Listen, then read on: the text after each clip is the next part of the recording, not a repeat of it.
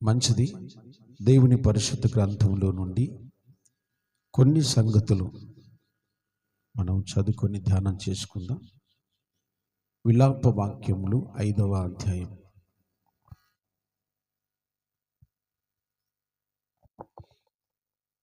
విలాప వాక్యములు 5:7. 5వ అధ్యాయము 7వ వచనం. మా తండ్రులు పాపము చేసి గతించిపోయారు, మేము వారి దోష శిక్షను అనుభవించుచూ ఉన్నాము. చాలు. చదవబడినటువంటి దైవ వర్తమానం చదవగానే మీకు అర్థమైపోవాలి. చాలా మంచి సంగతులు పరిశుద్ధాత్మ దేవుడు మన తరతరాలు కుటుంబాలు ఆశీర్వాదకరంగా ఉండాలంటే ప్రస్తుతం మరి ఉంటున్న మనుషులు ఎలా ఉండాలో దేవుడు రాయించి పెట్టారు. వాక్యంలో మనం చదువుతున్నాం, మా తల్లిదండ్రులు పాపం చేసి గతించిపోయారు, చనిపోయారు. అయితే వారి దోష శిక్ష మేము భరిస్తున్నాం. పాపం చేసింది ఎవరు? పాపం చేసింది తల్లిదండ్రులు. శిక్షను అనుభవిస్తున్నది ఎవరు? పిల్లలు. తల్లిదండ్రులు పాపం చేస్తే శిక్ష ఎవరు భరించాలి? పిల్లలు భరించాల్సి వస్తుంది. తల్లిదండ్రుల దోషం, తల్లిదండ్రుల శిక్ష పిల్లలు అనుభవించవలసి వస్తుంది. ఒక మంచి ఉదాహరణ చెప్తాను మీకు. మీరు ఈ మాటలు జాగ్రత్తగా మనసు పెట్టండి. ఒక కుటుంబం ఉంది. ఆ కుటుంబం దొంగగాను లేకపోతే ఒక నేరస్తుల కుటుంబంగా ముద్రపడింది అనుకుందాం. ఇక ఆ కుటుంబం ఇక నుంచి ఏం చేయకూడదు, బాగుండాలి, సంతోషంగా ఉండాలి, సమాజంలో మంచి పేరు తెచ్చుకోవాలి, నేరస్తులనే ముద్ర మేము చెరిపేసుకోవాలని ఒక ఆలోచనతో పిల్లల్ని బాగా చదివించారు. పిల్లలు బాగా చదువుకొని మంచిగా మార్కులు తెచ్చుకొని, ఉదాహరణకు చెప్తున్నా, ఐఏఎస్ పాస్ అయిపోయారు. అతనికి కలెక్టర్ ఉద్యోగం ఇవ్వాలా వద్దా అని అధికారులు సందిగ్ధంలో ఉన్నారు. కారణం ఏంటి అంటే అతనికి చదువు బాగానే ఉంది, అతడి గుణగణాలు బాగానే ఉన్నాయి. కానీ కుటుంబ పరిస్థితులను చూస్తే, ఒక్కసారి కుటుంబ బ్యాక్గ్రౌండ్ మనం చూస్తే నేరస్తుల కుటుంబంగా ముద్రించబడింది కాబట్టి తనకి ఐఏఎస్ ఇవ్వటానికి వీలు లేదని చెప్పేస్తారు. అతడు బాగా చదివాడు, నేరమేం చేయలేదు.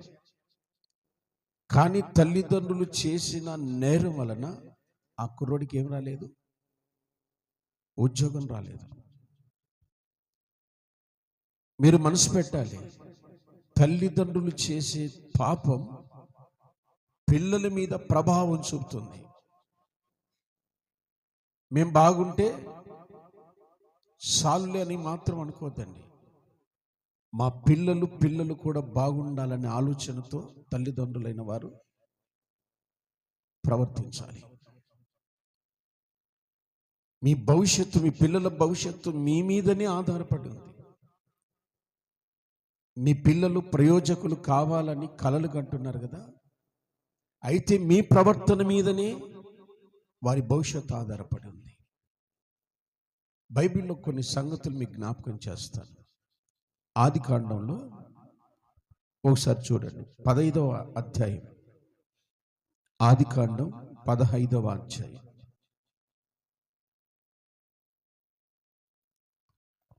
12వ వచనం చూద్దామండి.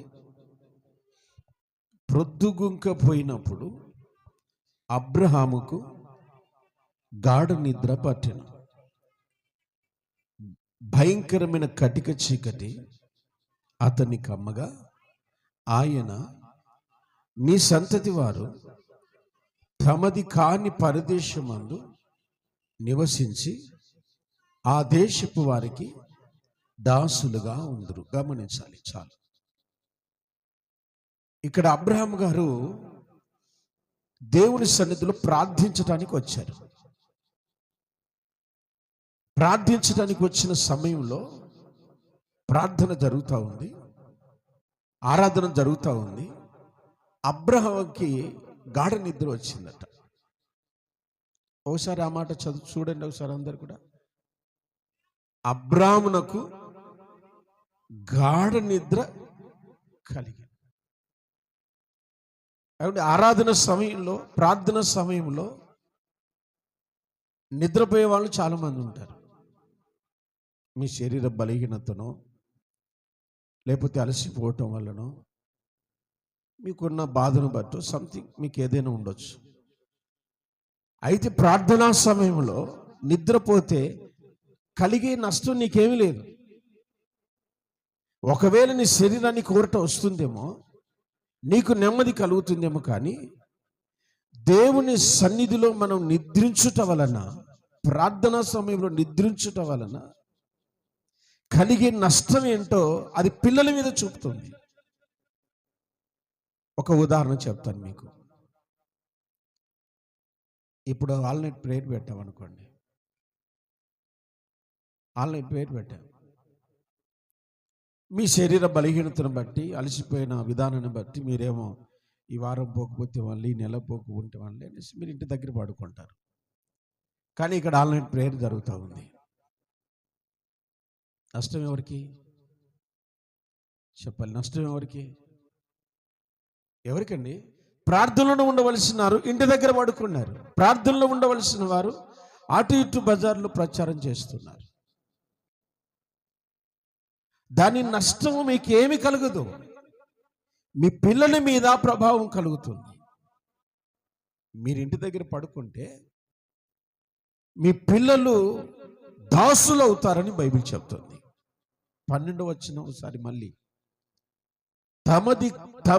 తమది కాని దేశమందు ఆ దేశపు వారికి వారు, ఏమండి, అబ్రాము సంతానం ఏం పాపం చేయలేదు. అబ్రాము గాఢ నిద్ర వలన వారి పిల్లలు దాసులయ్యారు. ఎన్నేళ్ళు? 400 సంవత్సరాలు. అదే ఐగుప్తులో వాళ్ళు ఉన్న జీవితం. బహు భయంకరమైన దాసోహములో వాళ్ళు చిక్కుకోవటానికి కారణం వాళ్ళు చేసిన పాపం కాదు. వాళ్ళే పాపం ఎరుగురు, కానీ దాసులుగానే అక్కడ బ్రతుకుతున్నారు. 400 ఏళ్ళు అంటే 4 తరాలు. మనం చేసే చిన్న పొరపాటి మన పిల్లలకి ఏం కలుగుతుంది తెలుసా? దాసరికం కలుగుతుంది. మనం చిన్న చిన్న పొరపాట్లు అనుకుంటాం, ఇది పెద్ద పొరపాట అనుకుంటాం. అబ్రాహాం కూడా అనుకుని ఉండొచ్చు, అలా కొనుక్కు వచ్చేసింది, మరి ఏం చేద్దాం అనుకుండొచ్చు. కానీ దాని నష్టం వారి పిల్లలు అనుభవిస్తున్నారు. దేవుని సన్నిధిలో మనం భయము కలిగి ఉందుముగాక. ఆమేన్. 400 ఏళ్ళు బహు భయంకరమైన కఠినమైన దాసోహము దేవుని ప్రజలు, అబ్రాహాము సంతానము చేసినట్టుగా బైబిల్లో గ్రంథస్థం చేయబడింది. తల్లిదండ్రుల దోషం, వారు పాపం చేసి వాళ్ళు గతించిపోయారు. పాపం చేశారు, పీడ అయిపోయింది అనుకున్నారు, కానీ ప్రారంభమైంది ఎవరికి? పిల్లలకి. నేరం చేస్తే, తల్లిదండ్రులు నేరం చేస్తే ఆ యొక్క మచ్చను పిల్లలు అనుభవిస్తున్నారు. మీ అమ్మ నాన్న నేరస్తులు. స్కూల్కి వెళ్తే కాలేజీలో ఏమంటారు? మీ అమ్మ నాన్న నేరస్తులు. అది భయంకరమైన ఫ్యామిలీ కుటుంబం. ఓ తల్లి వ్యభిచారం చేసింది, పిల్లలేం తప్పు చేయలేదు. పిల్లలు తలెత్తుకొని బలుగుతారా? ఉండగలుగుతారా? చెప్పాలి. ఉంటారా? ఉండగలరా? స్కూల్కి వెళ్ళగలరా? కాలేజీలో కూర్చోనగలరా? తల్లి వ్యభిచారం చేస్తే పిల్లలు తల ఎత్తుకోలేరు. ఒకవేళ ఆ ఇంట్లో ఆడుకూతురుంది, పెళ్లి చేయాలంటే ఎవరైనా ముందుకు రాగలుగుతారా? ఆ పిల్ల ఏ తప్పు చేయలేదు, ఏ పాపం మెరగలేదు, కానీ తల్లి చేసిన పాపానికి శిక్ష అనుభవిస్తున్నది ఎవరు? పిల్లలు. అందుకే తల్లిదండ్రులైన వారు మీ పిల్లలను దృష్టిలో పెట్టుకొని మీ నడత, మీ ఆలోచన, మీ ప్రవర్తన విధానము సరిచేసుకుంటున్నారు. నీకు నోటు దురుసు ఉందో లేకపోతే మరొకటి ఉందో నేనైతే అడగను. మీ ఆలోచన విధానం మారుతుంటే మీ పిల్లల భవిష్యత్తు ఆశీర్వాదకరంగా మార్చబడుతుంది. ఆమేన్. దేవుని స్తోత్రం కలుగునుగాక. మరొక సందర్భాన్ని కూడా మీకు గుర్తు చేస్తాను. చూడండి, యెషయా గ్రంథం 39వ అధ్యాయం. పరిశుద్ధ గ్రంథంలో యెషయా గ్రంథం 39 3 నుంచి 8 వరకు గల దైవ వర్తమానాన్ని చదువుకుందాం. బాగా వినాలి పెద్దలు, బాగా వినాలి. చదువు మీరు బైబిల్ లేని వాళ్ళు బాగా వినాలి. పిమ్మట ప్రవక్త అయిన యెషయా రాజైన హిజ్కియా యొద్దకు వచ్చి, ఆ మనుషులు ఏమనిరి? నీ యొద్దకు ఎక్కడి నుండి వచ్చిరి అని అడుగగా, హిజ్కియా, బబులోను దూరదేశము నుండి వారు వచ్చి ఉన్నారని చెప్పాను. నీ ఇంట వారు ఏమేమి చూచిరని అతడు అడగగా, హిజ్కియా, నా పదార్థములలో దేనిని మరుగు చేయక నా ఇంటనున్న సమస్తమును నేను వారికి చూపించి ఉన్నాను నేను. అంతటి యెషయా హిజ్కియాతో ఇట్లా నేను, యెహోవా సెలవిచ్చిన మాట వినుము. రాబోవు దినములలో ఏమీయూ మిగలకుండా నీ ఇంటనున్న సమస్తమును నేటి వరకు నీ పితరులు సమకూర్చి దాచిపెట్టినది అంతయు బబులోను పట్టణమునకు ఎత్తుకొని పోవుదురని సైన్యములకు అధిపతి యెహోవా సెలవిచ్చుచున్నాడు. మరియు నీ గర్భమందు పుట్టిన నీ పుత్ర సంతమును బబులోను రాజు నగరునందు నపుంసకులుగా ఉండుటకై వారు తీసుకొని పోవుదురు. స్తోత్రం చెప్పండి, మళ్ళీ చెప్పండి. చదువుతుండగానే మీకు అర్థమై ఉంటుంది. హిజ్కియాకు మరణకరమైన రోగం వచ్చింది. రోగాలు రావటం సహజం.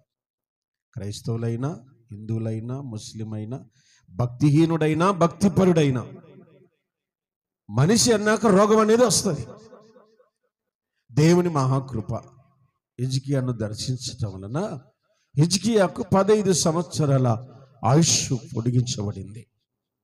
15 సంవత్సరాల ఆయుష్ పొడిగించబడిన పిమ్మట హిజ్కియాకు బాగైపోయాడు, స్వస్థత పొందుకున్నాడు, తిరిగి తన రాజ్యంలో సంతోషంగా ఉన్నాడు. మంచిది. 15 సంవత్సరాల ఆయుష్ పొడిగించబడిందన్న సంగతి బబులోనులో కొందరికి వినపడింది. ఆ దేశం నుండి కొందరు వచ్చారు. ఎలా నయం చేసుకున్నావు, ఎలా జరిగింది ఇదంతా అని వాళ్ళు కూర్చున్న ప్రశ్నలు అడిగి కొన్నాళ్ళు సంధి చేసుకొని, అలాగుంటే సరే దానికి వచ్చిన రోగాన్ని గురించి మాట్లాడుకొని పంపిస్తే సరిపోయింది. నాకు ఇంత ధనం ఉంది, నాకు ఇంత సైన్యం ఉంది, నాకు ఇంత పలుకుబడి ఉంది, నాకు ఇంత హోదా ఉంది, నాకు ఇంత పరపతి ఉంది, ఇలా దేశంలో ఉన్న సమస్తమును హిజ్కియా అంటున్నాడు, నా రాజ్యమందు ఏది మరుగు చేయలేదు. అవసరమా అండి? ఏది మరుగు చేయక అంతయు చూపించున్నాను. వెంటనే దేవుడు యెషయా ప్రవక్త ద్వారా అంటున్నాడు, నీవు అంతా చూపించవు గనక ఇంతవరకు నీ పితరులు, నీవు, నీ తాత ముత్తాతలు అందరూ కూడా సంపాదించినది ఏది కూడా మిగలకుండా కంప్లీట్గా తీసుకుపోతారు. అంతటితో వాళ్ళు ఆగరు. నీ గర్భమందు పుట్టిన నీ కుమారులు ఆ దేశమందు నపుంసకులుగా ఉండుటకై తీసుకొని పోబడతారు. దానియేలు, షడ్రకు, మెషకు, అబేద్నెగోలు పరిశుద్ధమైన జీవితాన్ని జీవించిన వారు. వారు ఏ పాపం ఎరుగని వారు. అయితే ఆ దేశమందు ఎలా బ్రతికారు? దాసులుగా బ్రతికారు, నపుంసకులుగా బ్రతికారు, సంతానము లేని వారుగా బ్రతికారు. మీరు ఆలోచించాలి. హిజ్కియా చేసిన పొరపాటు వారి పిల్లలు అనుభవిస్తున్నారు. ఈరోజు నువ్వు నేను చేసిన పాపం మన పిల్లల మీద పడుతుంది. అందుకే తల్లిదండ్రులైన వారు జాగ్రత్తగా నడుచుకోవాల్సిందిగా దేవుని పేరిట మనం చేస్తున్నాం. అబ్రాహాముకు సంతానం ఉండిందా? అప్పటికి చెప్పాలి, ఉండిందా? 15వ అధ్యాయానికి సంతానం వచ్చిందా?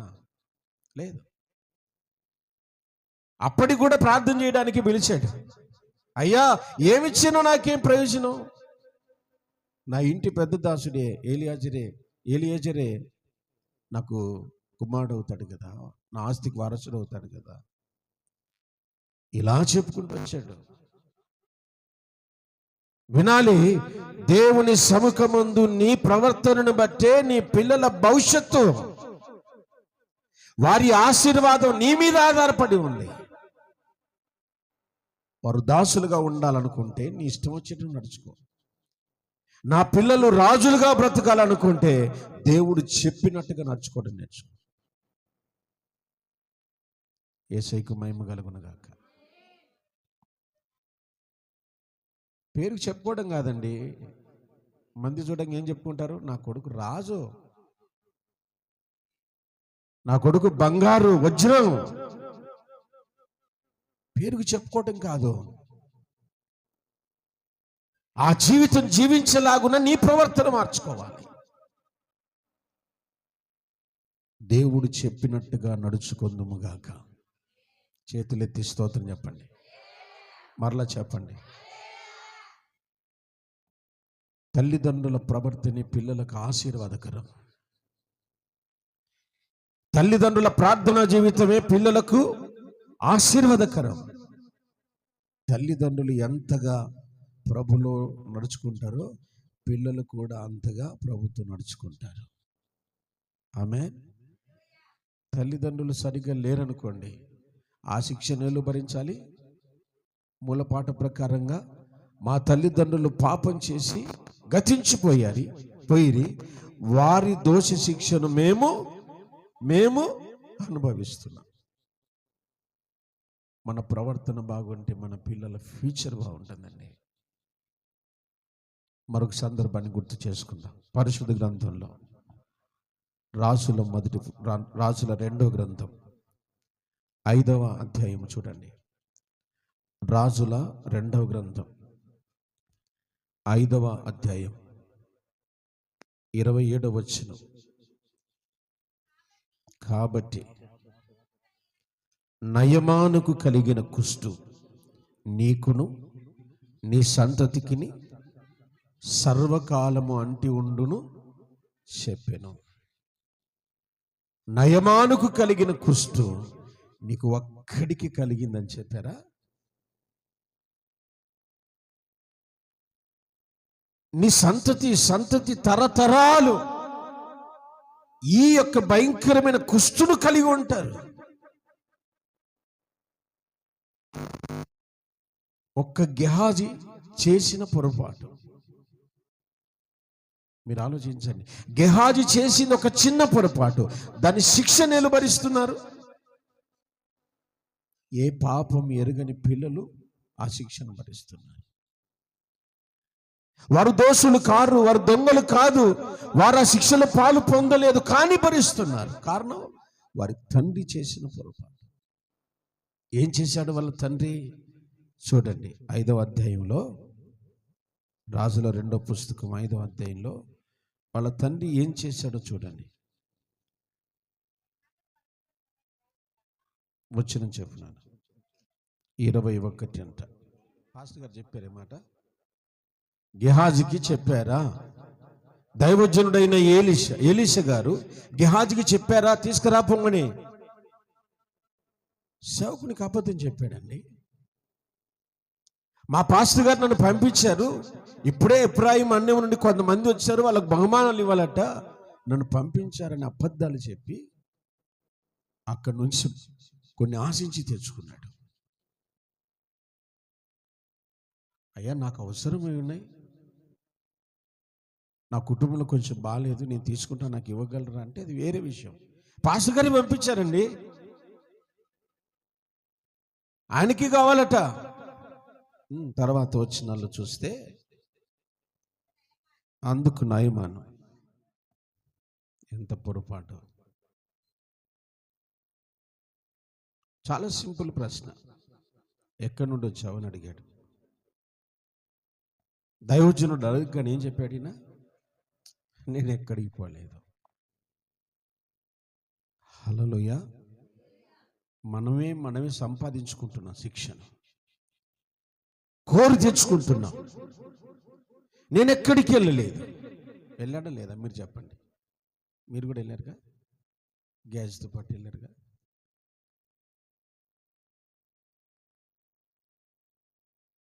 వెళ్ళి తెచ్చుకొని, అయ్యా నాకు అవసరం ఉంది, కొంచెం ఇబ్బందిలో ఉన్నా, అందుకే వెళ్ళాను చెప్తే సరిపోయింది.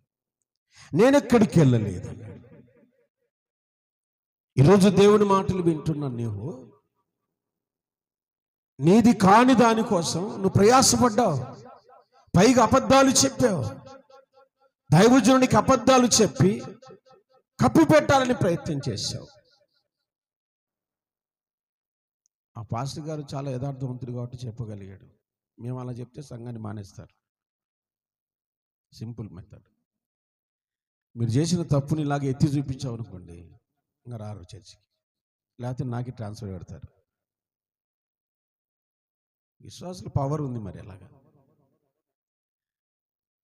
ఆ సమయంలో ఎలీషా దైవజనుడు అంటాడు చూడండి, అంతటా ఎలీషా వానితో, ఆ మనుషుడు తన రథము దిగి నిన్ను ఎదుర్కొనుటకు తిరిగి వచ్చినప్పుడు నా మనస్సు నీతో కూడా రాలేదా? స్తోత్రం చెప్పండి. ఇంటి దగ్గరే ఉంటా కానీ మా మనసు అంతా మీ మీదే. దేవుని స్తోత్రం. మాకు కుటుంబం కంటే మీరే ప్రాముఖ్యం. వారానికి 1-2 సార్లు రావచ్చేమో కానీ ఆలోచన అంతా మీ మీదే. ఫ్యామిలీస్ ఎట్లున్నాయో, ఎలా ఇబ్బంది పడుతున్నారో. నా ప్రియమైన సంఘమా, దైవజనుడు ఒకసారి దేవునితో సమర్పణ చేసుకున్న తర్వాత కుటుంబానికి సంబంధించినోడు కాదు, కుటుంబానికి సంబంధించినోడు అసలు కాదు. మీరు మా ఫ్యామిలీ. ఆమేన్. మీరే మా తల్లిదండ్రులు, మీరే మా అక్క చెల్లెండ్రు, మీరే మా పిల్లలు. మీరు ఎంత వర్ధిల్లుతుంటారో నాకు అంత ఘనత వస్తుంటుంది. ఆమేన్. అవునా కాదా? ఈ కానాల సంఘం ఇక్కడ ఆకాను అనే ఒక వ్యక్తి డబ్బును చూడగానే, బంగారు చూడగానే, వెండిని చూడగానే ఆశ పుట్టి తన దగ్గరున్నటువంటి తనకు అవసరమును బట్టి వాటిని దొంగిలించి వాటిని దాచిపెట్టుకున్నాడు. అతడు దొంగగా ఆ 12 గోత్రాల్లో ముద్రపడ్డాడు. అనంతరం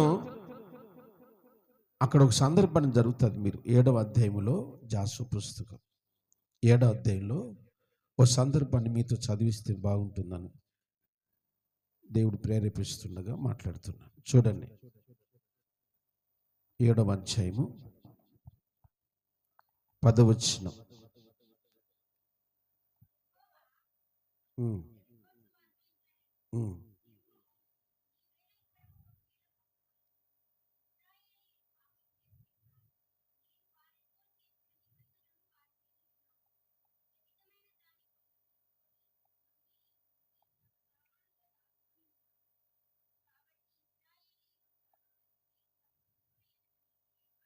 4-5 వచనాలు కూడా చదువుతాం.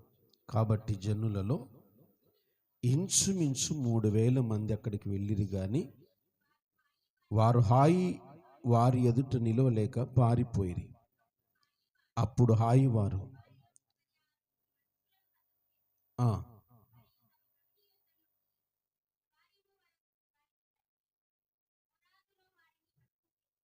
కాబట్టి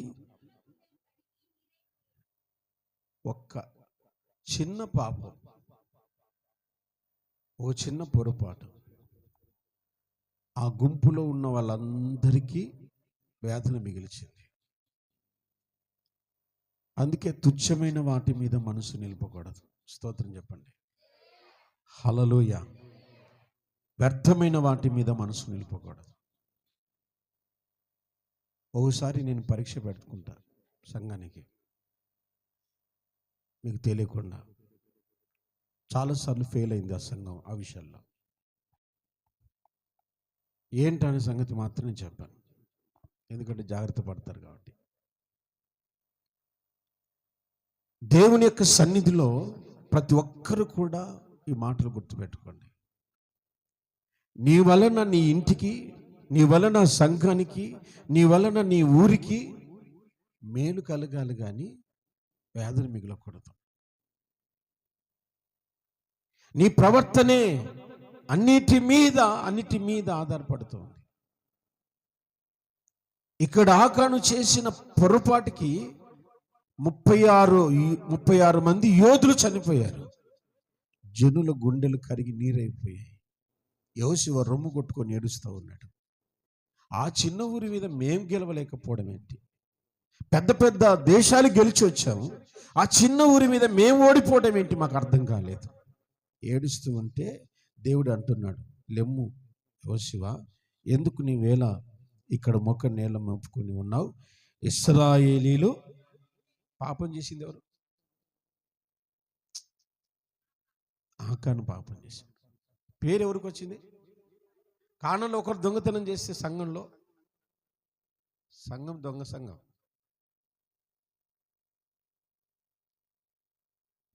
సంఘంలో ఒక్కడు అబద్ధం ఆడితే అబద్ధపు సంఘం. సంఘంలో ఒకరు గలిబిలి చేస్తే అది గలిబిలి సంఘం. ఒక్కడే చేసేది. అర్థమవుతుందా? మన ప్రవర్తనే సంఘానికైనా, ఇంటికైనా, పిల్లలకైనా ఆశీర్వాదకరం. ఆమేన్. దేవుడు అంటున్నాడు, ఆకాను పాపం చేశాడు, అయితే ఇశ్రాయేలీలు పాపం చేశారని చెప్పాడు. ఇశ్రాయేలు ఇంతమందిలో ఎవరు చేశారని ఒప్పుకోవాలి, ఎవరు చేశారని పట్టుకోవాలని యోషువ ఆలోచన చేస్తే ఇక్కడ ఒక సంగతి జరుగుతుంది. ఉదయం లేచి 16వ వచనం. కాబట్టి యోషువ ఉదయం లేచి ఇశ్రాయేలును వారి వారి గోత్రములు వరుసను బట్టి దగ్గరకు రప్పించినప్పుడు యూదా గోత్రము, యూదా వంశంలో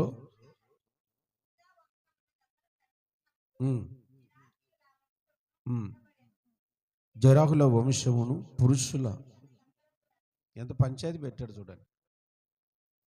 అయ్యా నేనే పాపం చేశానయ్యా, నన్ను పట్టుకుని అంటే అయిపోయింది. తల్లులు పిల్లల్ని అందరిని ఈడ్చుకొస్తున్నారు. మన ఇంట్లో ఒకడు నేరం చేసి పారిపోతే పోలీసు వాళ్ళు వచ్చి ఏమంటారు? వాడు తప్పు చేశాడమ్మా, మీరు జాగ్రత్త ఉండాలని చెప్పిపోతారా? మర్యాద వచ్చి అందరు ఇంట్లో జైల్లో కూర్చోరు అంటాడు. అందరు వచ్చి జైల్లో కూర్చోరు అంటారు. ఒకరితో వదిలిపెట్టరు. అందరినీ జమ చేశారు ఇక్కడ. అప్పుడు ఆకాను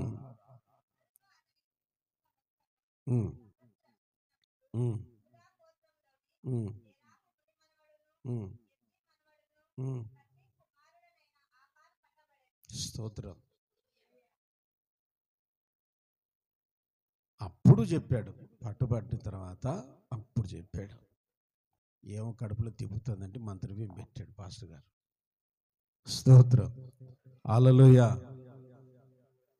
బాగా గుర్తుపెట్టుకోండి. ఆకాను తీసుకున్నాడు, ఒప్పుకేసుకున్నాడు. ఆ తర్వాత ఏం జరిగిందో చూడండి. అప్పుడు యెహోషువ ఆకానుతో ఉమ్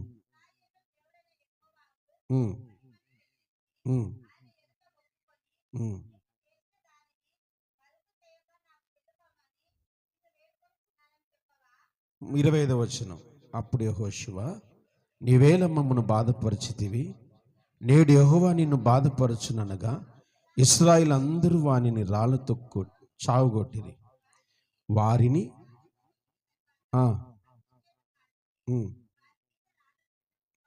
ఉమ్. ఎవరు వారు? 24లో కనబడుతుంది. యెహోషువయు ఇశ్రాయేలు అందరును జెరహు కుమారుడును ఆకానును ఆ వెండిని, ఆ పై వస్త్రమును, ఆ బంగారు కమ్మిని, ఆకాను కుమారులను కుమార్తెలను ఏం పాపం చేశాయండి అవి? అతనికి కలిగిన సమస్తాన్ని, పిల్లలు ఆడపిల్లలు కూడా, ఎద్దులను గొర్రెలను గొడ్లను అన్నిటిని కూడా లోయలో వేసి తగలబెట్టేశారు. శాపగ్రస్తమైనది ఏది ఉండకూడదని దేవుడు చెప్తే దాన్ని తీసుకున్నాడు. అందుకే ఆ శాపం మాకు మా పిల్లలకు అంటకూడదని అందరినీ తగలబెట్టేశాడు. మీరు ఆలోచించండి. ఆకాను పాపం చేస్తే శిక్షను భరించింది ఎవరు? కుమారులు కుమార్తెలు గొర్రెలు గొడ్లు. నువ్వు పాపం చేస్తే శిక్షను అనుభవించేది ఎవరు అనుకుంటున్నావు? నాకు ఒక్కరికే శిక్ష వస్తుంది అనుకుంటున్నావు? నీ పిల్లలు వాటిని అనుభవించాల్సి వస్తుంది. ఆ శిక్షను వారే. ఒక ఉదాహరణ చెప్తాను.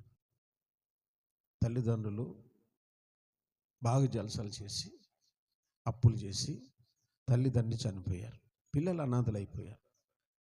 బ్రతికినంత కాలం ఆ శిక్ష భరించాల్సింది ఎవరు చెప్పండి? పిల్లలే. అర్థమవుతుందా? ఈరోజు దేవుడి మాటలు వింటున్నా నీవు ఓ తండ్రి అయితే, ఒకవేళ రేపు పెళ్లి చేసుకోపోయే మీరైనా ఎవరైనా చెప్పే ఒకటే, మీ భవిష్యత్తు, మీ యొక్క ప్రవర్తనే మీ పిల్లల భవిష్యత్తు మీద ఆధారపడి ఉంది. వారి సత్ప్రవర్తనకు కారణం నీవే. వారు గొప్పవారు కావాలంటే నీవే ప్రధాన కార్యకర్త, నీవే మూలం.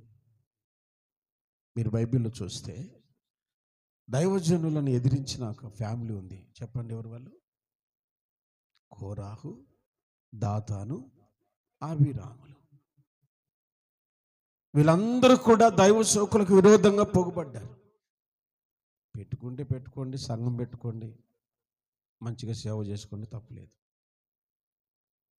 కానీ మోసే మీద తిరుగుబాటు చేశారు. చూడ, అది వచ్చింది సమస్య. సంఖ్యాకాండం 16వ అధ్యాయం చదువుకొని ప్రార్థన చేసుకుందాం. సంఖ్యాకాండంలో ఆ సంగతులు మనకు కనపడతాయి.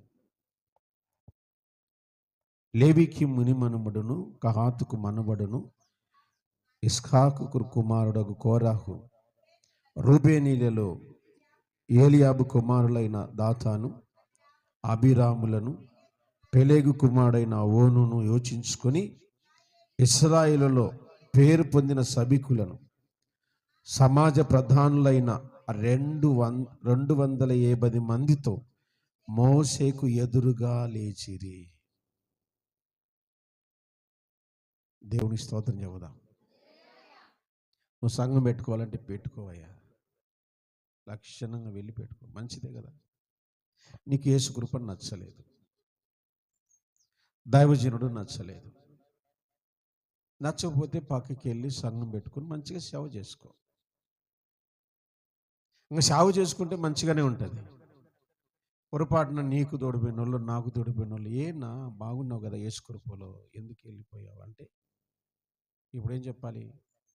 నాకు దేవుడు దర్శనం ఇచ్చాడు, లేకపోతే దేవుడు నన్ను ప్రేరేపించాడయ్యా, నేను సంఘం పక్కన పెట్టుకుంటానంటే సరిపోతుంది. అవునా కదా? అలా కాకుండా ఆయన మంచోడు కాదు, ఆయన పిల్లలు మంచోళ్ళు కాదు, ఆ సంఘానికి వచ్చే సేవకులు మంచోళ్ళు కాదు, ఆ సంఘంలో ఉండే వాళ్ళు ఎవరు మంచోళ్ళు కాదు, కాబట్టి నేను ఉండలేకపోయినాను అక్కడ. దేవుని స్తోత్రం. మోషేకు ఎదురుగా పోగుబడి, మీరేనా పరిశుద్ధులు? అసలు మీరు పరిశుద్ధులా? మీరు నీతిమంతులా? మీరు గొప్పవాళ్ళ? ఇది ఇలా చేస్తున్నారు మీరా సేవకులు అని మోషే మీద పోగుపడి ఇష్టానుసారంగా మాట్లాడేశారు. ఎవరండి? మామూలుగా లేదండి. మీరు ప్రత్యేకం కావాలంటే ప్రత్యేకంగా సంఘాలు నడిపించుకోండి, కానీ ప్రత్యేకంగా వేరైపోయిన తర్వాత మోసేకు అహరోనుకు ఎదురుగా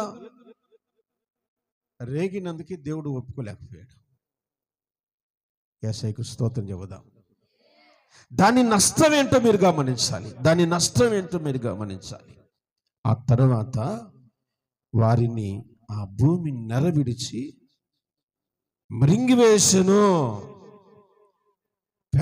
ఫ్యామిలీ కథం. వాళ్ళు చేసిన పొరపాటుకు కుటుంబాలు నాశనం. మీరు ఆలోచిస్తున్నారా? ఆత్మీయ తల్లిదండ్రులమైన మేము తప్పు చేసే శిక్ష ఎవరికి చెప్పండి? సంఘానికే కాదా అండి? ఇప్పుడు దైవజనుడు చెప్పినట్టుగా మేము నడుచుకోకుండా మా ఇష్టానుసారంగా సేవ చేశాను అనుకోండి, సంఘానికి ఆశీర్వాదమా శాపమా? నన్ను ఏం చేయమని పంపించాడు దైవజనుడు, అది చెయ్యాలి. ఓవర్ యాక్షన్ చేశామనుకోండి, నష్టం నాకు కాదు, ఆయనకు కాదు, నష్టం సంఘానికి. వారు చేసిన పాపానికి, వారు చేసిన తప్పుకి, కోరాహు, దాతాను, అభిరాములు చేసిన పాపానికి నష్టం ఎవరు భరించారు? ఫ్యామిలీ భరించారు. తల్లిదండ్రుల దోషం, తల్లిదండ్రుల పాపం శిక్షను పొందుతున్నదే పిల్లలు. ఈరోజు పిల్లలు పేదరికాన్ని అనుభవించడానికి కారణం చెప్పాలి, వాళ్ళు చదువు రాక కాదు, ఉద్యోగాలు దొరక కాదు, వాళ్ళు ప్రయోజకులు కాకపోవటానికి కారణం నీ ప్రవర్తన. వాళ్ళు ఇంటర్వ్యూకి వెళ్ళి వాళ్ళు ఉద్యోగాలు సంపాదించుకోలేకపోవటానికి కారణం నీ ప్రవర్తన. బాగా చదువు ఏంది చదివేది? నీ ప్రవర్తన సరిగ్గా ఉంటే దేవుడు నీ పిల్లల్ని ఇలాగా తీసుకెళ్తాడు. ఆమె నీ ప్రవర్తన ఇంటి దగ్గర సరిగా ఉండదు, మందిరంలో సరిగ్గా ఉండదు, చెప్పినప్పుడు సరిగా అర్థం చేసుకోరు. ఒక్కటే సూత్రం, నీవు దీవెనకరంగా ఉంటే నీ పిల్లలు దీవెనకరంగా ఉంటారు. లోకపు సామెత ఒకటి చెప్పమంటారా? తల్లి గట్టిన మేస్తంట. మీరే కంప్లీట్ చేయండి. తల్లి గట్టిన మేస్తే దేవుని స్తోత్రం. అందుకే వద్దు, ఆ గట్టుకు వెళ్ళడం వద్దు, నీ పిల్లలు నడిచేలా దించడం వద్దు. ఆ నరక కూపంలో దించకుండా ఉండాలంటే నీ ప్రవర్తన సరి చేసుకో. నీ పిల్లలు బాగా చదవాలన్నా, ప్రయోజకులు కావాలన్నా నీ ప్రవర్తనే మూలము. ఇదే నా బాధ. మీరు సరిచేయబడాలి. యేసయ్యకు స్తోత్రం. తల్లి తండ్రి ఇరువురు కూడా పిల్లల ఆశీర్వాదానికి కారకులు లేక శాపానికి కారకులు. పిల్లలు హీరోలు కావాలంటే తల్లిదండ్రులే మొదటి గురువులు. యేసయ్యకు స్తోత్రం. దేవుడు ఈ కొద్ది మాటలు ఆశీర్వదించి నడిపించునుగాక.